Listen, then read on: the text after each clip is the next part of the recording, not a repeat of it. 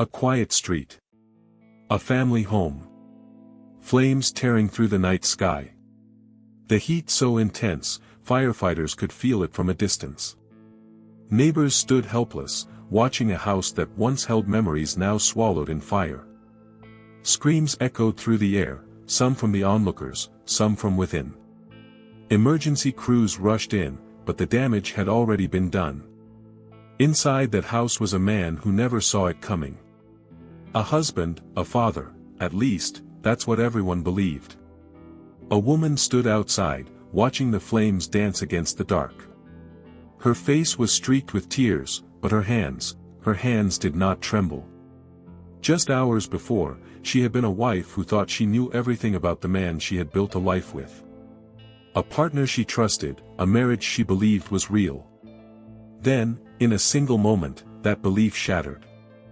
A discovery so devastating it changed everything. 6 children. 4 women. A secret that had been carefully concealed for years. The betrayal ran deep, cutting through the foundation of a life she had built from love, loyalty, and trust. And in that moment of realization, something inside her shifted. What happens when love turns to rage? When the weight of deception becomes too much to bear? What could push a devoted wife to do the unthinkable? Tonight, we uncover the truth behind a crime that left a city in shock. A marriage built on lies. A night that ended in flames. And a question that still lingers, was this an act of cold-blooded revenge, or the breaking point of a woman pushed beyond her limits? Stay with us as we unravel the story of the wife who set her husband on fire. It was a cold winter night in Atlanta, Georgia, a city known for its deep history, thriving black culture, and vibrant nightlife. The date was December 15, 2022. The time? 11:47 p.m. Neighbors were settling in for the night, some winding down from a long workday, others still lost in the hum of late-night television. But on Westview Drive, silence was shattered by the roar of flames and the desperate cries of first responders. In the middle of it all was a 2-story brick home, one that had once been filled with laughter, family gatherings, and the echoes of a couple who had been together for over a decade. At the center of this tragedy were 2 people, Terrence Holloway and Vanessa Holloway. To outsiders, they were a power couple. Terrence was a 40-year-old businessman, the owner of a successful auto repair shop, known for his smooth demeanor and ability to make anyone feel like family. He was well respected in the community, always quick with a handshake and a smile.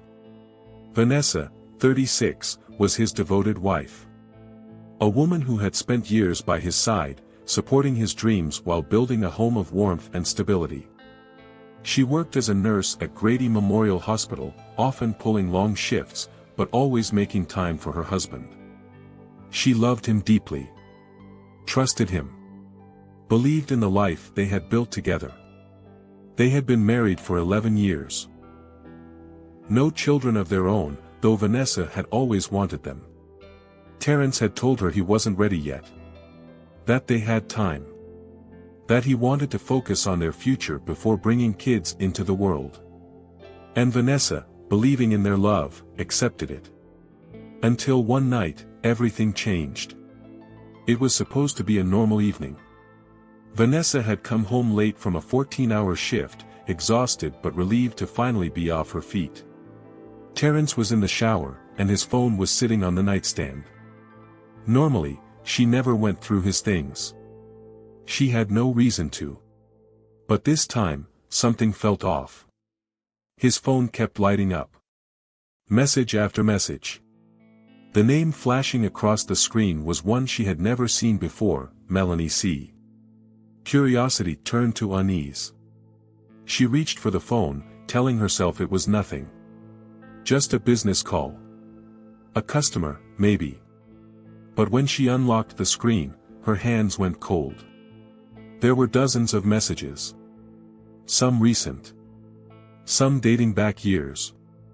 Conversations filled with, "I miss you, when are you coming back," and pictures of a little girl, no older than 6. Vanessa's breath caught in her throat. The child had his eyes. His smile. His dimpled chin. Her heart pounded as she scrolled further. More messages. More names. More children. Jasmine P., a mother of 2. Kimberly R., a woman from the other side of town, with a 3-year-old son. Danielle S., a woman he had supposedly broken things off with years ago, now sending pictures of their baby boy, born just months ago. Her mind raced, struggling to process the unthinkable truth. Terrence wasn't just a husband. He was a father. 6 times over. With 4 different women. And he had been living a double life for nearly a decade. This wasn't a mistake. It wasn't a misunderstanding. It was calculated. A life built on lies.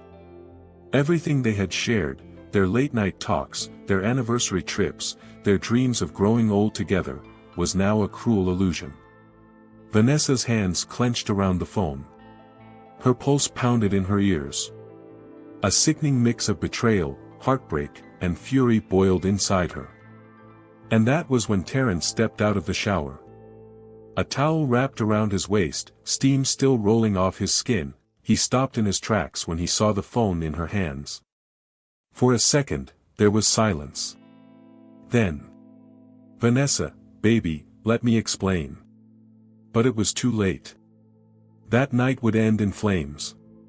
The walls of their home had absorbed years of laughter, whispered conversations, and quiet moments of love. But on that night, those same walls bore witness to something else. A confrontation that would change everything. Vanessa stood frozen, Terrence's phone still clenched in her trembling hands. The images, the messages, the undeniable truth, it was all there, glaring back at her. Her world was unraveling right in front of her, and the man she had trusted was the one holding the scissors. Terrence took a slow step forward, hands raised as if trying to calm a storm that had already consumed the sky. His voice was soft, too soft. "Vanessa, listen to me. It's not what you think." But those words, they weren't enough. The hidden life. For years, Terrence Holloway had been living 2 lives. In one, he was the devoted husband, the man who came home to Vanessa every night, who kissed her on the forehead before bed, who told her he wanted a future with her. But in the other, he was a father of 6. A man who had promised not just 1, but 4 different women that he would always be there for them. A man who had spent years juggling secrets, keeping his worlds from colliding, making sure his stories never overlapped. And he had been careful. So careful. Vanessa never had a reason to question him. His explanations made sense. His business trips, his late nights at the shop, his sudden emergencies, she had accepted them all without suspicion. He had built his deception on trust, knowing that as long as he played the part of the loving husband, Vanessa would never look too closely. And it worked. Until it didn't. That phone in Vanessa's hand wasn't just proof of infidelity. It was evidence of an entire secret life. Text messages detailing weekends spent with Jasmine and their 2 children, birthdays celebrated with Kimberly's son, money transfers to Danielle for school expenses. Even baby photos he had hidden away, milestones he had never shared with Vanessa, moments of joy that belonged to someone else. The more she scrolled, the more the weight of the betrayal crushed her. This wasn't a mistake. It wasn't a one-time affair. It was a web of lies, spun with precision, designed to keep her in the dark. Conflicting perspectives, who was the real Terrence? When investigators later spoke to friends and family, they were met with 2 vastly different versions of the same man.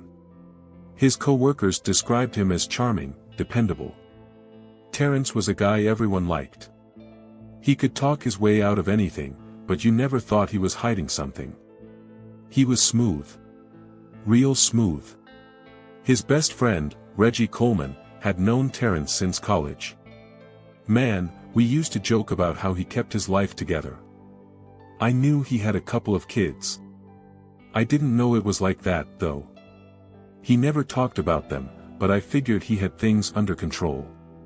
But Vanessa's family? They had always been suspicious. Her younger sister, Monique, recalled moments where small things didn't add up. He was always busy. Always working late. I remember telling Vanessa, "Girl, he's got too many excuses." But she just kept saying, "Terrence is a good man." And her mother? She had never trusted him. A man who don't want kids. That's a red flag. Vanessa wanted a family, but he always had a reason why it wasn't the right time. Now we know why. Conflicting accounts. Different versions of the same man. Some saw him as the devoted husband, the charismatic businessman. Others? They saw the cracks in the foundation long before it crumbled. Looking back, Vanessa would later say there were moments, small, fleeting moments, where she had felt something was off. The late-night phone calls he always stepped out to take. The times he would turn his phone over when sitting at the dinner table. The trips that lasted a little longer than expected. The way he always changed the subject and the conversation turned to children. At the time, she had brushed them off as minor annoyances, nothing more. But now, standing in their bedroom with his entire double life laid bare before her, she realized those weren't coincidences. They were warnings. Warnings she had ignored because she loved him. And now, that love had nowhere left to go. "Vanessa, let me explain." She looked up at him, eyes filled with anger, heartbreak, devastation. The man standing before her, the man she had spent 11 years with, was a stranger. Her voice shook. "How long, Terrence? How long have you been lying to me?" Silence. Her grip tightened around the phone. "How long?" Still, he hesitated. As if searching for the right words, the right excuse, one last lie that might save him. But there was no saving this. Everything inside her was boiling over, a storm that had been building for years without her even realizing it. Every sacrifice she had made for him, every dream she had put on hold, every single time she had chosen to believe in him despite the doubts gnawing at the edges of her mind. And now, in this moment, it all came crashing down. Investigators would later describe this night as the moment something inside Vanessa snapped. A rage so deep, so consuming, that there was no turning back. And before the night was over, flames would engulf their home. What really happened in those final moments? What led Vanessa to commit an act so irreversible, so devastating? Stay with us as we uncover the shocking end to this story, a night that left a city in disbelief. The air inside the Holloway home was thick with tension. The weight of years of deception pressed down on Vanessa as she stood there, phone in hand, staring at the man she had vowed to love forever. But now, he was a stranger. A liar. A man who had built their life on a foundation of betrayal. Terrence was still talking, still trying to weave another excuse, but Vanessa couldn't hear him anymore. The sound of her own heart pounding in her ears was deafening. A rush of emotions, rage, heartbreak, humiliation, all colliding at once, suffocating her. Then, something in her snapped. With a scream of anguish, she threw the phone at him, the screen shattering against the wall. The truth was out, and there was no taking it back. "You had a whole family. 6 kids. And you let me sit here believing we were building a life together." Terrence took a step toward her, hands still raised, his face shifting from guilt to frustration. "Vanessa, listen." But she didn't want to listen. She wanted to erase every memory she had with this man. Every night she had spent waiting up for him, every time she had defended him, every moment she had spent loving someone who had never been hers to begin with. In the aftermath of that night, detectives found a small leather-bound journal tucked away in the bedroom. Vanessa had always kept a diary, a private place to pour out her thoughts when she had no one else to confide in. The last few entries painted a picture of a woman on the verge of breaking. December 5, 2022, something doesn't feel right. He's been more distant lately. More secretive. I keep telling myself I'm overthinking, but my gut is screaming at me. December 12, 2022, I saw a charge on our account for a hotel across town. He said it was a mistake, but I don't believe him. Why am I so scared to know the truth? December 15, 2022, hours before the incident, I found messages on his phone tonight. It's worse than I ever imagined. He's been lying to me for years. Years. I feel like I'm drowning, and the man I trusted is the one holding me under. Her sister, Monique, would later tell reporters. She called me earlier that night. She sounded off. She said she had just found something and that she needed time to process. I asked her if she was okay, and she just kept saying, "I don't know. I don't know." Monique had assumed Vanessa just needed space. She never imagined that those would be the last words they'd exchange. By 11:30 p.m., the fight between Terrence and Vanessa had reached a boiling point. The neighbors would later recall hearing shouting, the sound of glass breaking, and then, silence. What happened in those final minutes would become a matter of speculation, whispered about for months after the tragedy. But the evidence told a chilling story. At 11:42 p.m., surveillance footage from a nearby gas station showed Vanessa pulling up to the pump, stepping out in her hospital scrubs. Her movements were robotic, her face blank, expressionless. She purchased a red gas can and a pack of matches. 11:45 p.m., she returned home.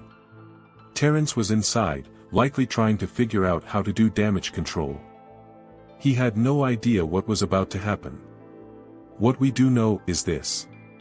Investigators found gasoline traces leading from the front door to the master bedroom. The mattress was soaked in accelerant. The fire started in their bedroom, the very place where their life together had unraveled just minutes earlier. Neighbors reported hearing one final scream before the windows exploded outward, sending glass and embers into the cold night air. By the time the fire department arrived, the house was fully engulfed. Terrence never made it out. But Vanessa did. As firefighters battled the flames, Vanessa was found standing in the front yard, watching the house burn. She wasn't crying. She wasn't screaming.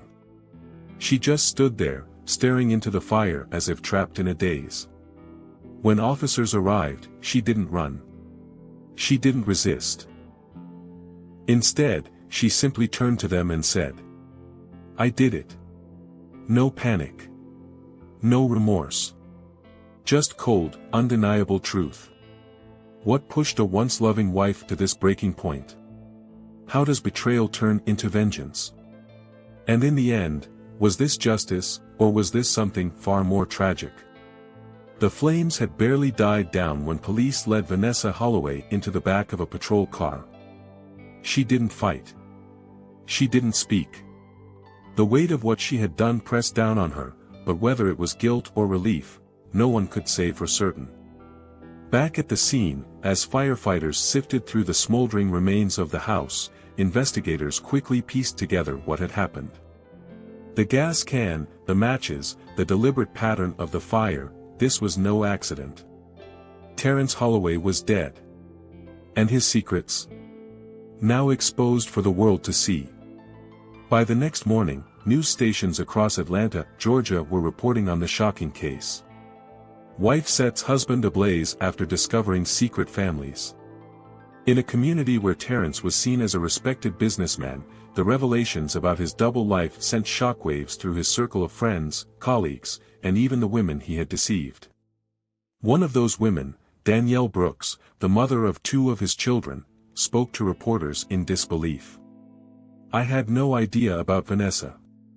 He told me he was single. He told me he was trying to settle down with me. Now he's gone, and I don't know what to think anymore." Vanessa was charged with first-degree murder, arson, and reckless endangerment. She was held without bail as prosecutors built their case, determined to see her face the full weight of the law. But when the trial began, things took a turn no one expected. The courtroom was packed and the state of Georgia versus Vanessa Holloway began. People lined up outside the courthouse just to catch a glimpse of the woman whose rage had set an entire home ablaze. The prosecution painted a clear picture. Vanessa had planned this. She had purchased gasoline and matches minutes before the fire. She had made no attempt to save her husband. This was revenge. Cold. Calculated. Deadly.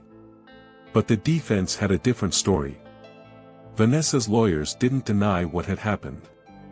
Instead, they argued that this wasn't cold-blooded murder, it was the breaking point of an abused woman. They presented evidence that Vanessa had suffered years of emotional and psychological torment. Friends and family testified about Terrence's manipulations, how he would disappear for days at a time and gaslight Vanessa into thinking she was paranoid. A psychiatrist took the stand, detailing Vanessa's declining mental state in the months leading up to the fire. Vanessa herself broke down in tears as she read excerpts from her diary, revealing the depth of her despair. The courtroom fell into complete silence when Vanessa spoke directly about that final night. "I wasn't thinking. I wasn't planning. I wanted the lies to stop. I wanted it all to stop." Some saw her as a woman scorned, consumed by jealousy and rage. Others saw her as a victim, pushed to the brink by a man who had played with her mind and heart for too long. The question on everyone's mind, was this murder, or was this a crime of passion? After 5 days of deliberation, the jury returned with a decision. The judge asked Vanessa to stand. In the matter of the state of Georgia versus Vanessa Holloway, on the charge of first-degree murder, we, the jury, find the defendant guilty of voluntary manslaughter. It wasn't the life sentence prosecutors had hoped for, but it also wasn't the complete exoneration Vanessa's supporters had been pleading for. Instead of facing life without parole, Vanessa was sentenced to 20 years in prison. When the sentence was read, there were gasps in the courtroom. Some cried. Some cheered. Others shook their heads in disbelief. Terrence's mother, Evelyn Holloway, sobbed uncontrollably, screaming at Vanessa as she was led away. "You took my son. You took my son away." Meanwhile, Monique Holloway, Vanessa's sister, clutched a tissue in her hands, whispering, "It's over. It's finally over." Though the trial had ended, the questions never did. Did Vanessa mean to kill Terrence, or did her rage push her to a moment of madness? Were there more women? More children? And if Terrence had never been caught, how long would the lies have continued? Some believe that Vanessa's sentence was fair. Others argue that Terrence's actions set off a chain reaction, one that ended in tragedy for everyone involved. But one thing remains clear. A house burned. A life was lost. And a woman who once had everything now sits behind bars, haunted by the fire that changed everything. Now, we want to hear from you. Do you believe Vanessa's sentence was fair? Was this justice or another tragic case of love gone wrong? What do you think really happened in that house that night? Let us know your thoughts in the comments below. If you want more true